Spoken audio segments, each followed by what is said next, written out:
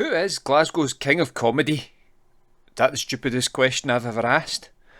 And where can I go to get a flash at his gable ends? Find out now on this episode of Astonishing Glasgow.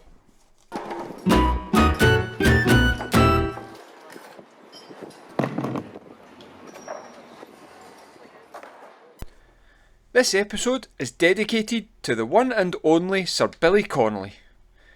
If you want to follow my footsteps or tyre tracks, I hope this episode will act as a mini tour guide, and I will detail the route I take, and the nearest postcodes to each location will appear on screen to use in your sat-nav.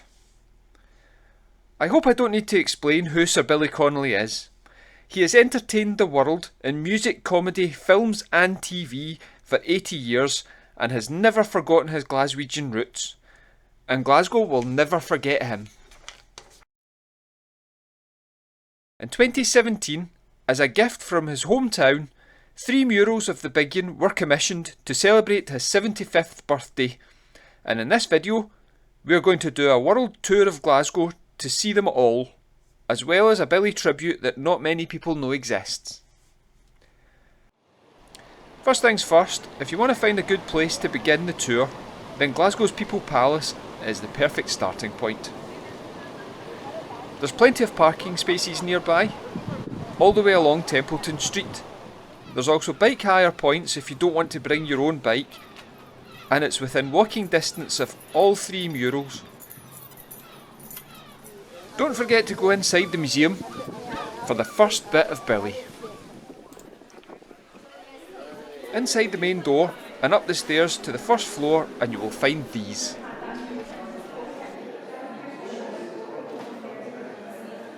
These are Billy's banana boots. Designed and made especially for Billy by Glaswegian artist Edmund Smith. They first made an appearance on stage in 1975 and provided the title to his documentary film Big Banana Feet. You could spend a lot more time in the People's Palace, but I'm going to dodge the caramel shortcake in the cafe and get back on my bike for the next location.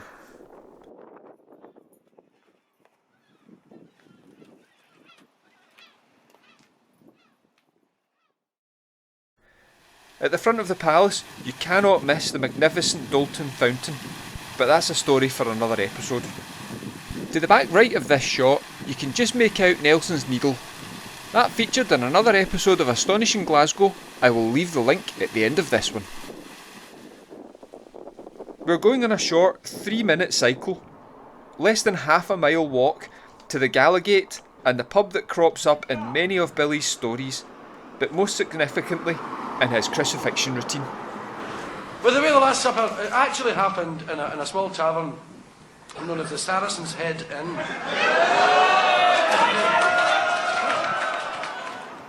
The Saracen Head pub takes its name from the Saracen Head Inn, which stood on this site since the 18th century.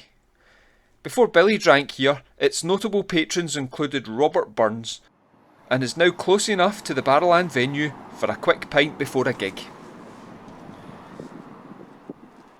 Being so closely linked to Billy, it is fitting that just 160 metres away, on the gable end facing Spoutmouth Street, is the first of the murals celebrating the Big 75th birthday.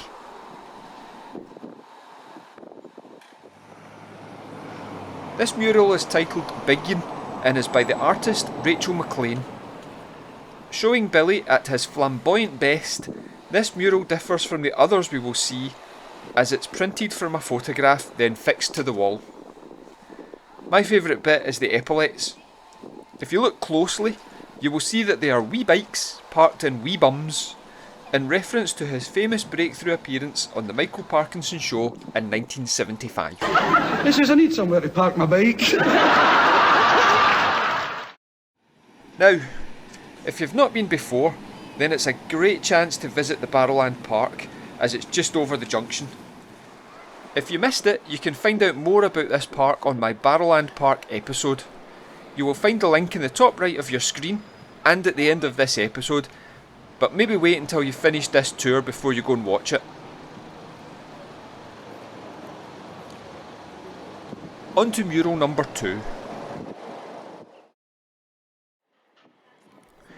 Less than half a mile away, the best view of Billy Connolly by John Byrne can be had from the corner of Osborne Street and the Old Wynd. John Byrne is a long-time friend and collaborator. Byrne has described Billy as being larger than life, and you certainly don't get much bigger than having your head painted the size of a building.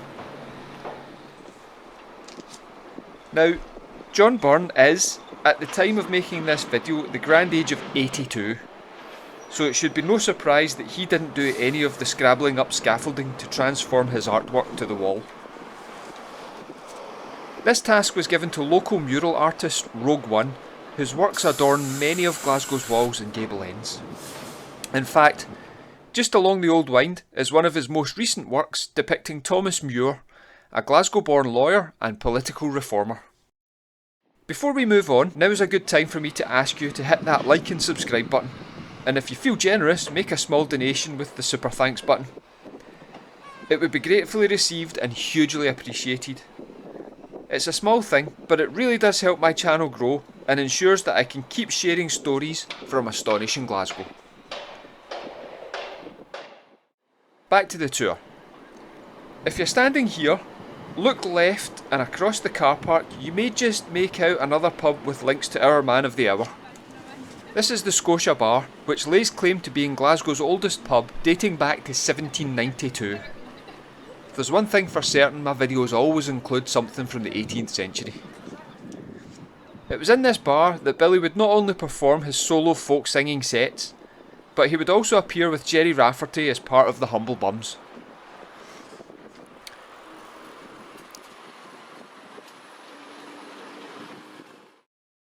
On to mural number 3.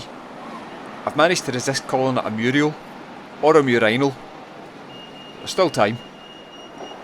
We've only travelled about a mile in total, so the tour is easily achievable on foot or by bike. The next big picture from the Big Yin can be seen from Dixon Street, though some of it is now obscured by the outdoor seating area of the Glasgow Hootenanny pub. This mural is called... Told you I would call it mural. This mural is called Dr. Connolly, I presume, by the artist Jack Vetriano. The image was taken from the TV show Billy Connolly's World Tour of Scotland, when he was standing on the cliff top near Wick in the northeast coast. Of course! They were real women in those days. They used to have a race back up the stairs, and the first one to the top got a free mackerel all to herself. So if you've made it this far on the tour, you may be ready to start back towards the People's Palace for that slice of caramel shortcake I mentioned at the start. But if you're feeling adventurous and are on your bike, there is one more example of Billy on a gable end that not many people know about and was not part of his birthday celebrations. This next location adds an extra mile to the tour and takes you through to the Anderson area of the city. Billy was born in this area before going to live with his aunts in a cramped tenement in Partick when he was 4 years old. The house he was born in on Dover Street in Anderson is long gone, as this whole area was changed in the 1970s to make way for the Kingston Bridge and the Anderson Centre. But if you make it to Little Street and look up, you will see this.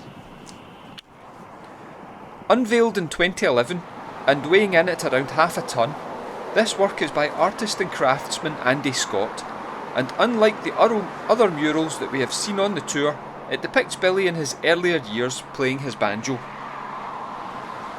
Now this doesn't happen in Glasgow often, but the sun is out and at full strength, and the shadows are making the detail hard to make out today. So here is a picture of the work I took a few years ago. Guitarists do it to get laid. Banjo players do it for other reasons, you know. You never hear, oh, she's shagging the banjo player. The work is made from sections of steel rod that, if laid end to end, would stretch from his birthplace in Anderston to the city chambers in George Square. You may just catch a glimpse as you pass on the Clydeside Expressway, but not if you're driving. Probably best keep your eyes on the road. Now here's our map of the route if you were walking it. The Palace to the Jack Vetriano mural is 1.2 miles, and if you choose to go and see the Anderson mural, the distance from the Palace to the end of the tour is 2.2 miles. But remember to double it for the walk back if you left your car at the Palace. I really hope you've enjoyed this video and you go out and visit the murals for yourself. If you do, please let me know what you thought in the comments section or on my social media pages. The links are all below. Please remember to hit that like and subscribe button, and a huge thank you to the one and only Sir Billy Connolly for the years of laughter and joy. Take care everybody, and see you all next time in Astonishing Glasgow.